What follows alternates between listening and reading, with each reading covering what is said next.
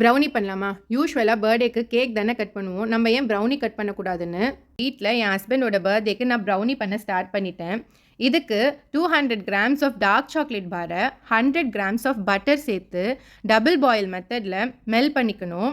இப்போ ஒரு பவுல்ல 3 எக்ஸ் கிராக் பண்ணி அதை நல்ல பீட்டரில் பீட் பண்ணி வச்சுக்கோங்க.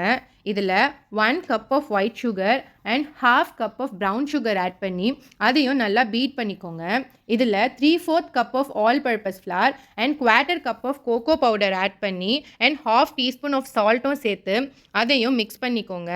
இப்போது பட்டர் அண்ட் டார்க் சாக்லேட் நம்ம மெல்ட் பண்ணி வச்சுருக்கிறோம் இல்லைங்களா, அதையும் இந்த பேட்டரில் ஆட் பண்ணி கட் அண்ட் ஃபோல்ட் மெத்தடில் நல்லா மிக்ஸ் பண்ணி எடுத்தால் ப்ரௌனி பேட்டர் ரெடி ஆகிடும்.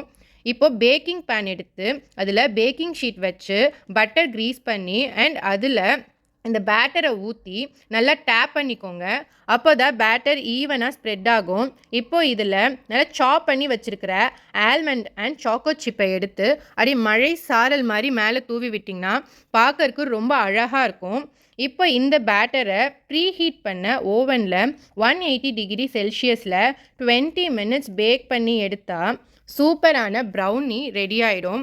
எங்கள் வீட்டில் இன்றைக்கி இந்த ப்ரௌனி ரெசிபி எல்லாருக்கும் ரொம்ப பிடிச்சிருந்தது அண்ட் இந்த டேஸ்ட்டுமே ரொம்ப நல்லா வந்திருந்தது. நீங்களும் கண்டிப்பாக ட்ரை பண்ணி பாருங்கள், உங்களுக்கும் பிடிக்கும். பாய்.